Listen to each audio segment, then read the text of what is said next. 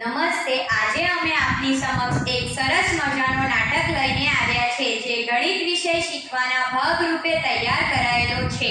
આ નાટકના રચયિતા અને અમને ગણિત શીખવતા એવા અમારા પ્રિય શિક્ષક ધર્મેશ સર છે, જે અહીં ઉપસ્થિત છે. આ નાટકના પાત્રો છે ધન સંખ્યાઓ, ઋણ સંખ્યાઓ, અપૂર્ણાંકો, શૂન્ય અને -1 છે.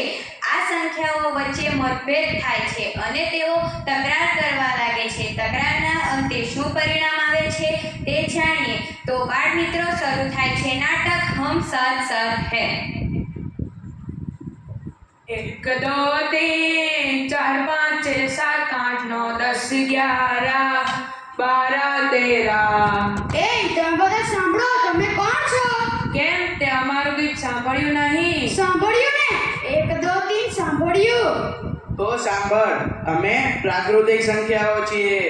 અમારો કોઈ અંત નથી. અમે અનંત સુધી વિસ્તરેલા છીએ.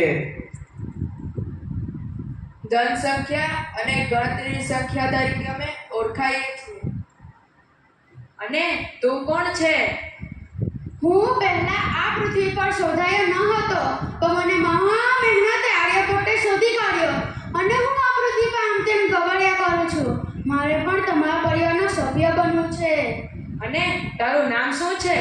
મારું નામ શૂન્ય એટલે કે 0 છે. સારું, આપણા પરિવારમાં આ 0 નામના હીરોના હોવાથી હવે આપણો પરિવાર જાણે સંપૂર્ણ બની ગયો હોય એમ લાગે છે. હવે આપણે આપણા આ પરિવારને પૂર્ણ સંખ્યા તરીકે ઓળખીશું.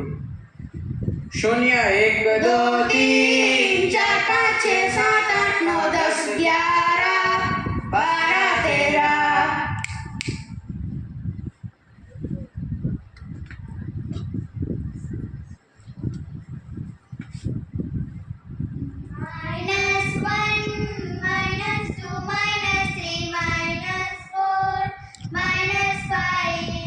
એ તમે બધા સાંભળો, તમે કોણ છો? કેમ, અમારું ગીત સાંભળ્યું નહીં? સાંભળ્યું ને? અમે ઋણ સંખ્યાઓ છીએ.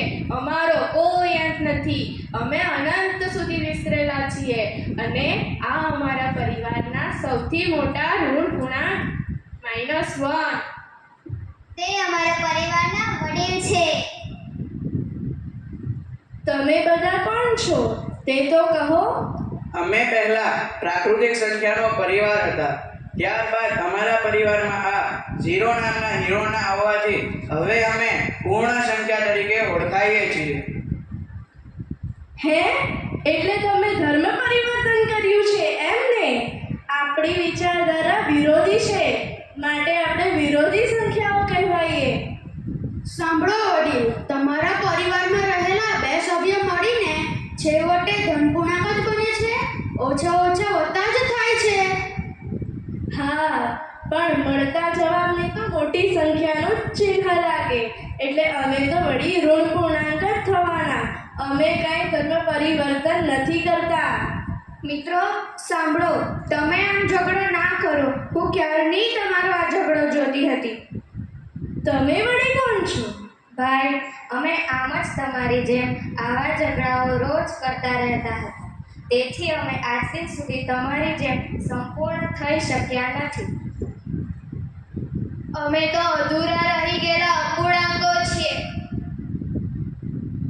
હા, સાચી વાત છે. આમ ઝઘડો કરવા કરતાં સાથે મળીને એક સ્વસ્થ મોટો પરિવાર બનાવીએ તે કેવું, જેમાં શૂન્યની જમણી બાજુએ ધન સંખ્યાઓ પરિવારનો જમણો હાથ બનીને રહે અને અમે ઋણ સંખ્યાઓ પરિવારનો ડાબો હાથ બનીને રહીશું. અને આ અનાથ અપૂર્ણાંકોને દૂધમાં સાકર પડે તેમ આપણા દરેકની વચ્ચે સમાવી લઈશું. હવે સાથે મળીને આપણે સમય સંખ્યા કહેવાશું. 0 1 2 3 4 5 6 7 8 9 10 11 12 13. અસ્તુ.